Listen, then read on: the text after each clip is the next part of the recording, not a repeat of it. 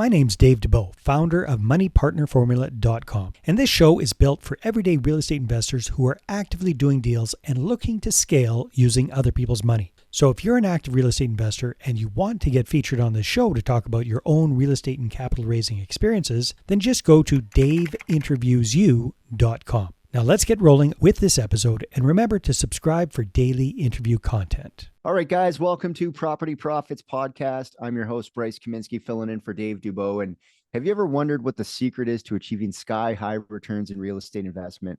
Well, today, my guest, Joe Condy from Kingston, Ontario, has cracked the code with a staggering 39% annualized return over 5 years. Joe, welcome to the show. Great to have you here. Thank you very much. Glad to be here.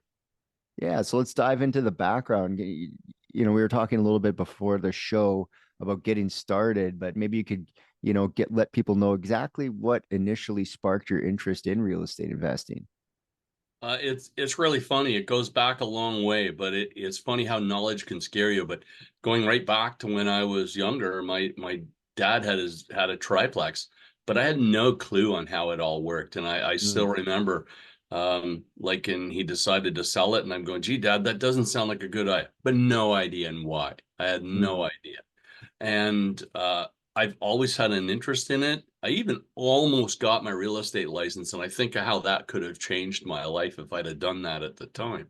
But just going back, that was just kind of the spark that said, yeah, that's doing it, but I didn't know how.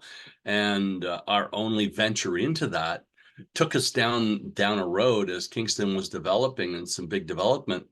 And you know what? Stuff does go wrong sometimes. And we bought in a property that was a development. And the only one that went south when it went bankrupt, the only property that they didn't transfer the purchase and sale agreement is, guess who?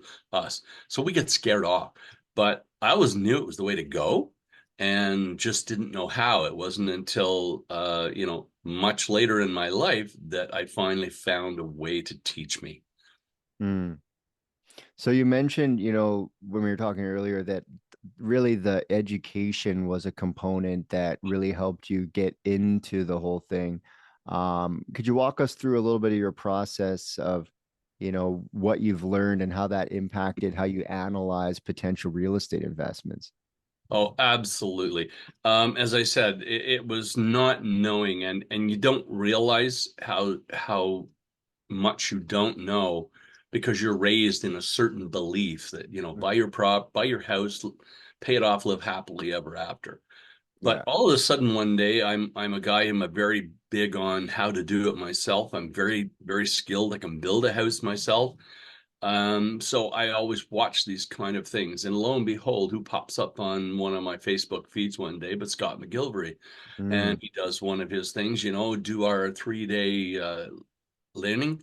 So I actually followed through on that and did the 3 days and just got my eyes open in just 3 days of just how little I knew. Let's put it that way. And it tied me into how to do it right. So that was really my first JV that I had to do, a joint venture, is I had to learn how to do a joint venture, in that I had to convince my wife that I was about to spend a whole bunch of money to learn. And that was my first one in how to teach yourself, how to invest in yourself first before you can invest in anything else. So that tied me in with Keyspire, that tied me in with coaching, it opened a door that I just went, oh my God, there's another world out here. And the amount of knowledge that was there, and how welcoming the community was when you get into like-minded individuals working in the same track, and just blew me away. And the coaches, I ended up being assigned a coach who's not with Keyspire at the moment, but Marty Gordon, and of course his wife Amanda comes along for the ride whether you want to do it, but all of the coaches do. And I've talked with pretty much all of them on one topic or another. And I'm just blown away. And I know this much now, but that much is like 20 times what I knew before. So it taught me what was missing. And when I looked at all these properties and why big builders and people who just had one duplex, what they were seeing that I didn't. So that taught me to go that way. So what led you to discover the whole student rental niche? You know, what factors led you to focus on that area? Because Kingston is historically known, and we're going to go into Kingston a little bit, but was it the fact that it was your backyard? There's no question. Anybody, they always say one of the things you got to do is learn the market you want to be in. Mm-hmm. Well, let's face it, our own hometown, wherever that may be, you're already partly there because you understand some of the dynamics.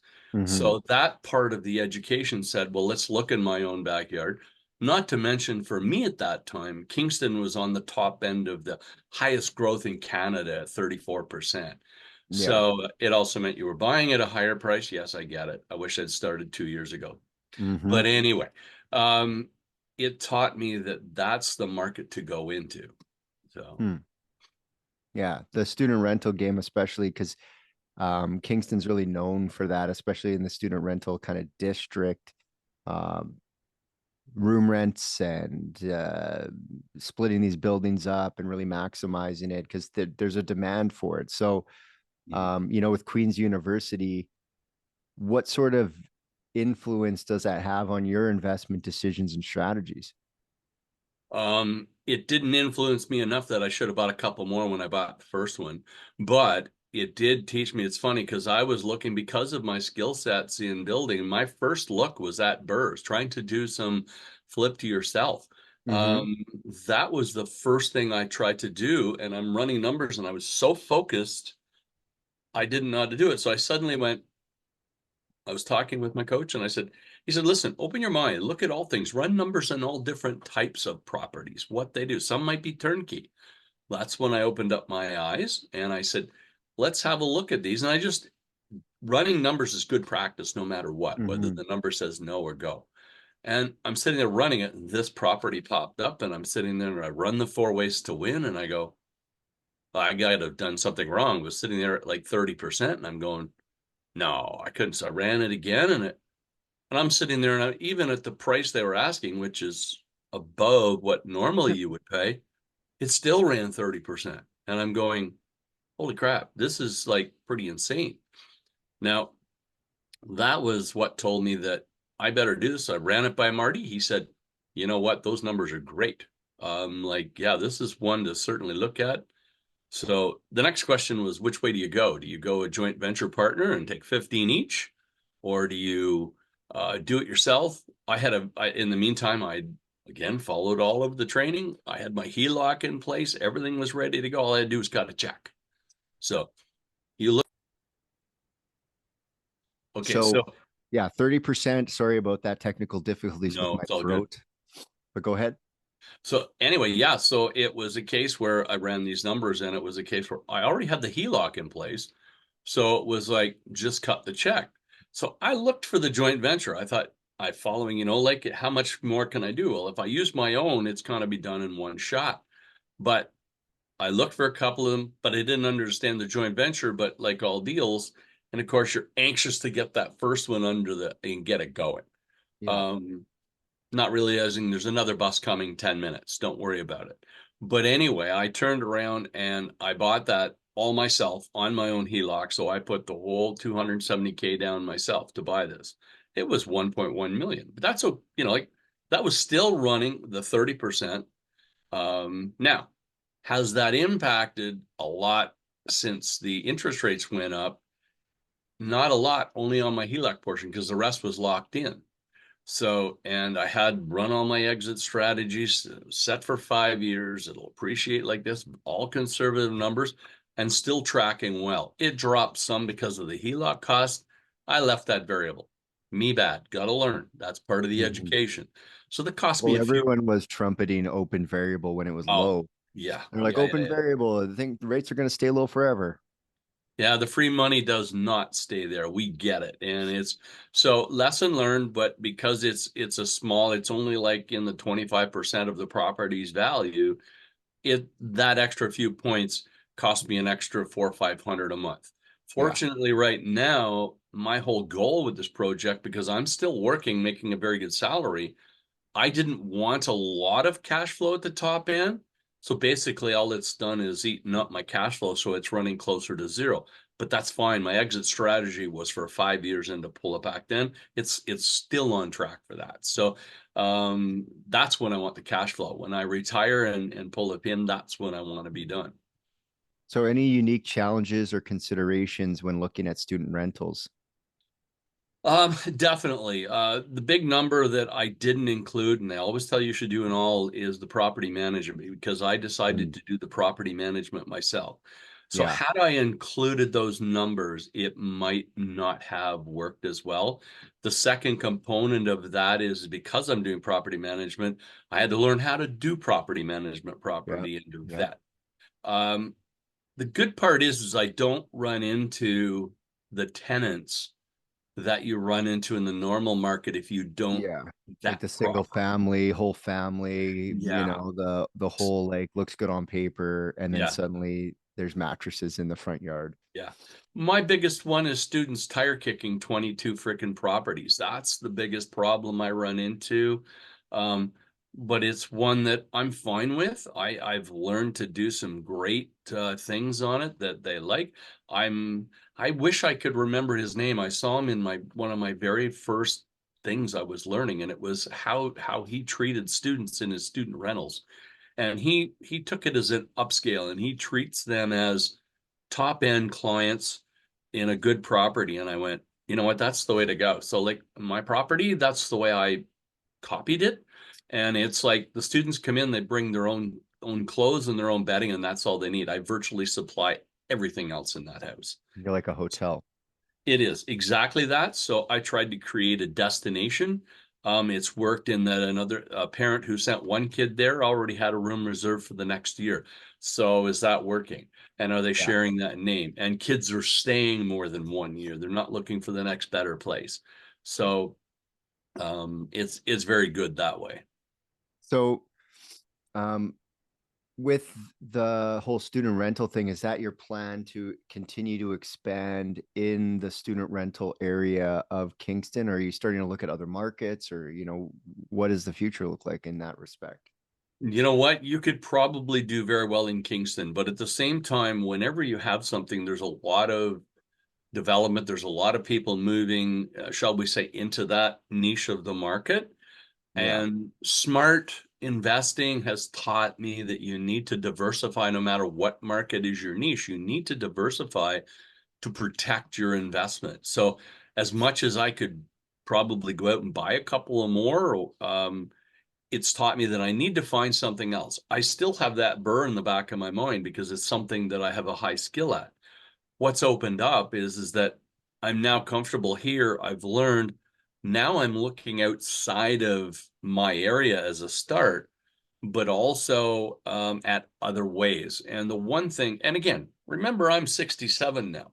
So a guy your age, for example, has that longevity to say buy a property a year, ladder them all in. That's a terrific plan. Love it. Love it to death.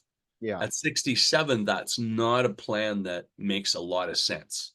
Not if I want to be able to enjoy some of these benefits So have you when I figured can. out what the number is, like where you're at, where you Exactly. need to be in under 5 years? Because you said you're 67, 7? Yep. Yep.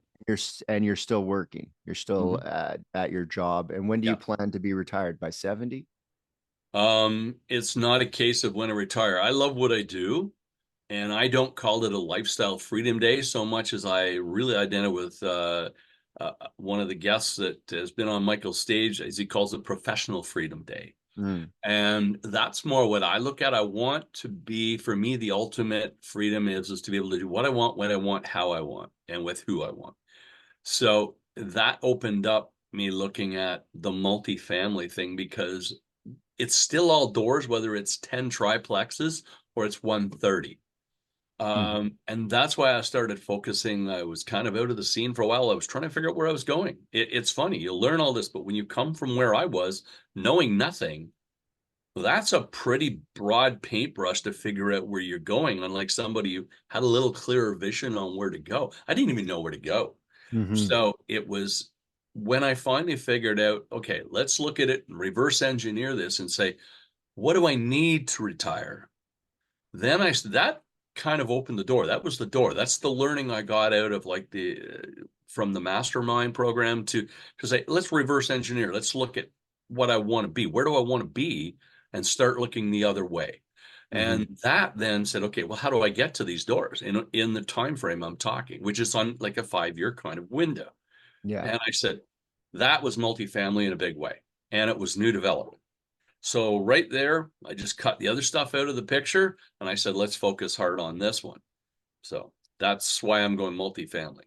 And new development. So Yes. are you looking at the MLI Select program and doing stuff with the federal government's grant program? Absolutely, but not as an initial. I'm not relying on their numbers. That's going to be a bonus to fit in if it does. There's no question I want to be building it and doing it and developing it, that the MLI project will fit right in there. Mm-hmm. So that's a big one.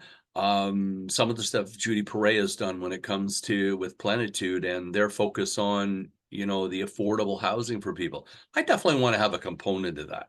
But I Mm-hmm. also like the idea of some of the projects I've seen, like where Equiton, brilliant company, know what they're doing. I mean, there's no question.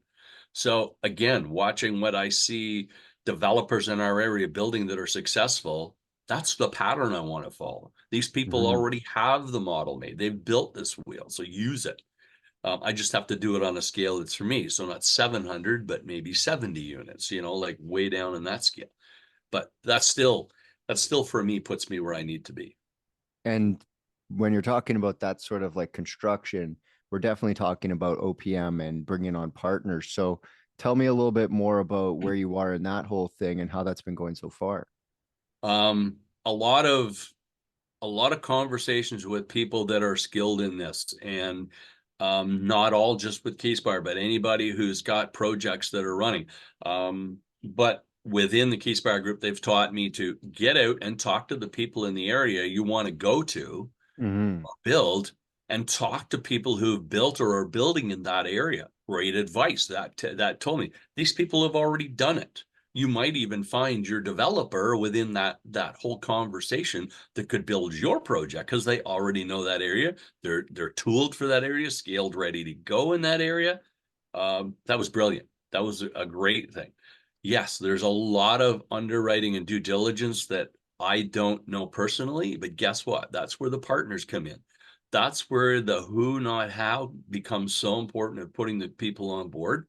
And I've been focusing so hard on trying to develop those relationships with people who have that skill set, uh, Mm-hmm. going that direction or have already gone that direction. Because it's going to take a team.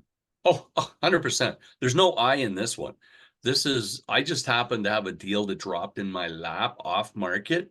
Two of them, in fact, that just have, like it was like, wow, like it's happening. And I'm digging in with both feet and running as hard as I can on this one. So, Nice, nice. So what sort of timeline are you looking at to actually have this thing completed? Because what you're talking about might be, I don't know, what do you think it's going to take? 2 years to have it standing and stabilized, or 3 years rented and ready? I'm thinking you're closer to the 3-year mark. The one project that I spoke of, which is a pretty big one, is going to have to be done in probably 3 phases.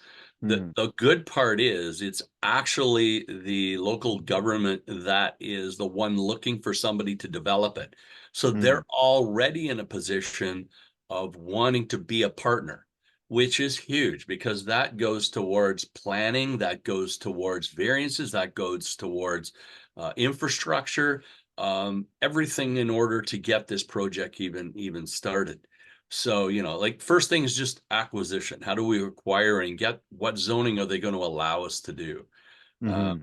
and learning what's the market that's going to drive this. How big can we go that makes sense in the area? That's all these things I'm learning. It's been a wild like 5 weeks. That's all I can say. So Yeah, it's definitely the development side. There's a lot of unknowns, and it can be really challenging when you want to do something and you go to the RM or the municipality and they're like, no, it's got to be like this. And you're like suddenly learning, oh, you can't do that because you're on this corner of this street, but if you were across the street, you could. And so this, that, and the other. And hopefully these, these programs about density and things like that can cut some of the red tape around these developments. Because, when I look at the numbers, people don't spend a lot of time looking at the new construction numbers, but I use new construction as like a litmus test for where we are in the 7-year cycle. And when you see where we're at, we're in a new construction deficit. We've been in a new construction deficit for the good part of 7 years. And it's still, as you're running your numbers, you might look at it and say, it doesn't make sense to build this. Like, we're going to be done building this and we're going to have money stuck in here. And it just, the numbers don't even out. And so you have to be willing to look at it and go, so what? I'm into it for 5 years. I'm into it for 10 years. I'm building this regardless, because it's just, since COVID, the numbers for new construction don't make sense, at least in Manitoba. Because we look at it, a single family home doesn't pencil. I have to buy the lot for nothing to make money on a single family home now. So like, Yeah. what do you do? So guess what an investor does? Nothing. They stay home. So we're not out here doing charity, right? So it's something's got to break for us to be able to see new construction. And really it's just density. They're like, oh, well, I'll secondary suite it. Oh, well, I'll fourplex it. And that's all good and fine. But what happens to the like people who just want a new single family home? They're getting cut out of the business because it just doesn't make much sense anymore. And I think that's where that MLI Select program comes in, is we got to help people such as yourself finance these things, because the reality is it doesn't make sense for a number of reasons to start building new stuff. In a lot of cases, the land costs too much, or the construction costs too much, or there's too much red tape. There's the developments and permits and stuff like that cost a bunch of money. So, anyone who's willing to dive into it, if I had a hat, I'd take it off to you. It's all good. I don't even have hair for it to go on, so it's all good. But yeah, no, it's 100%. You're right on track. And of course, for me looking at this, there was a time I still remember driving by an apartment building and think that guy must be rich. He's incredible. And now I drive by an apartment building and I go, crap, I wonder how I do that. I'm asking these questions now, but I at least now have a network of people that I can go out and ask, and then people. And I mean, I'm asking right up through. Part of our mastermind last week, Michael Saraceni made a statement in what his gains were for the week, and he was talking about meeting up with an engineer and meeting up with an architect to do modular construction in a much more efficient way. And I'm going, well, holy crap, that's exactly what I need to do with this project. So it's all of this new learning, new technology. And like you mentioned, the land and the cost, huge. We all get it.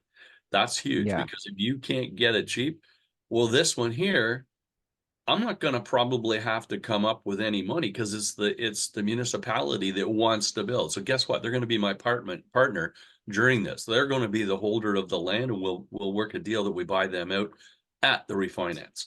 So that's great, because guess what? They got a vested interest that this project goes, and not to red tape it to death, but to come up if they've got to make changes or follow a plan, no problem. I get it.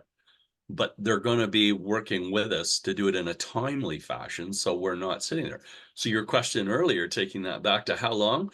Well, my plan is to be building within a year. Okay, so have that all done and to complete the project, working on the same knowledge that they've learned through Plenitude and many other groups. How long it takes for a company to manufacture what you're looking for. You've got to take all of that in. These are things I've had to learn. So these are discussions still to come and build all these timelines. But I'm looking at hopefully being done the first phase within 3 years. That would be the plan, is to be done that. It's a 15-acre chunk of land, so it's not going to get done in a short period. And that's why doing it in 3 phases makes sense. And given the area where it is, it would probably make sense only to develop two of these within 5 to 6 years, and probably keep the rest as a nice open green space for all to share. So, and since the township's involved, that would be a good one for them to kind of kick in on. So we'll see how this goes. Lots to negotiate yet. So yeah, definitely. So finally, you have any final words of wisdom or encouragement you'd like to share with our listeners, who are interested in pursuing real estate investment? Um, if you haven't started it already, why not? Is the biggest question I would ask them. It's funny, you've always heard that who's your biggest critics? Well, that's going to be your family and the people you work with. Trust Mm-hmm. me, at work, I work with people who make good dollars, and trying to teach them what to do is funny. But yet, within that same group, once you start talking and you're committed and you start talking to people, it's amazing how many people are doing it but haven't got any kind of education. It's Yeah. all about knowledge to the new person. Use the network of people. It's the who, not why. You sign on with something like Keyspire, you've got it all there. Don't be afraid. Get out, introduce yourself, get out to the meetups when they're on. That's the big Mm-hmm. thing, to get talking to people. If you've already got a particular interest, great. Then start to line up with these people. If you don't, talk to a lot of people who do different things and find out where's the kind of thing with my resources that kind of interest me.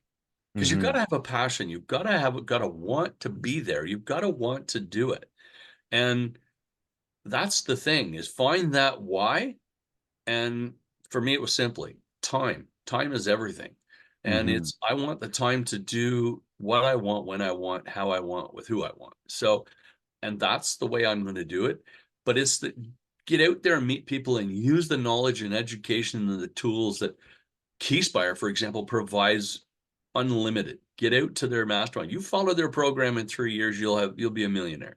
If you Mm-hmm. follow their program and dig in, you'll be a millionaire.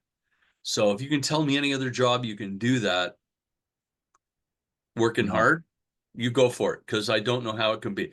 I'm sitting alongside doctors, I'm sitting alongside people in all kinds of professions. Why are they doing this? You know what? These are people with smarter brain pans than me, but we've all got the same vision. We've all got a why. We've all got that. So it's find your why and then do the knowledge, do the education, and talk with people. The community is amazing. Yeah. Figure Like out how to get there. before today, we hadn't chatted. Great guy, and we're all like-minded. We all want to do the same thing, and that's what it's all about. Share the knowledge. I'm all about helping anybody out with anything I know, as small as can be. I'm going to share and help anybody I can. Yeah. On that note, if people want to connect with you, they want to find out more, what should they do? How do they find you? You can find me. There's a multitude of ways. I do have an Instagram account. I probably run mostly on my Facebook account, so just look for Joe Condy on Facebook. I'm there. There's no question there. My email, jacondy, Condy, @hotmail.com. And you can reach out and you can call me at 613-539-4757. I'll be there. Awesome. Awesome. Well, I really appreciate you stopping by and Oh, yeah, sharing some of the insights. It's always great. I always say you can start real estate whenever, but when you hear your story, it's really reminds me that you can start real estate when you're inspired to do so, and it can change your life relatively rapidly. 3, 5 years, you could have a completely different outlook. I know I do, and you're 100% right, and you summed it up pretty good right there. Not much I can add to that. But yeah, if you let age stop you, it's funny, I hear people 45 and they'll go, "Oh, I'm too old to start that." And I'm looking at them silly, and I mean, yeah, like I'm 20 years your senior and I just started doing real estate, I'm all 7 figures plus already. So it's like you better get moving, because you're not going to be able to do anything. So, yeah. Yeah. Awesome. Awesome. Well, until next time, guys, we'll catch Thank you you very on the much. next episode. Thanks, Bryce. Thank you. Hey there, I really hope you enjoyed that episode. And as always, if you want to listen to more daily interview content, make sure you subscribe. And if you're an active real estate investor and you're doing deals and you'd like to get featured on this show, then just head over to daveinterviewyou.com. Now at moneypartnerformula.com, we help real estate investors to create a process for predictably getting capital so they can do more deals without relying on hard money lenders or the banks. We do this by building them a private capital marketing system. Now, if you want help turning yourself into a big money capital attraction machine, then book a call with our team to see how we can help. Just visit moneypartnerformula.com to find out more. All right, take care, and we'll see you on the next interview.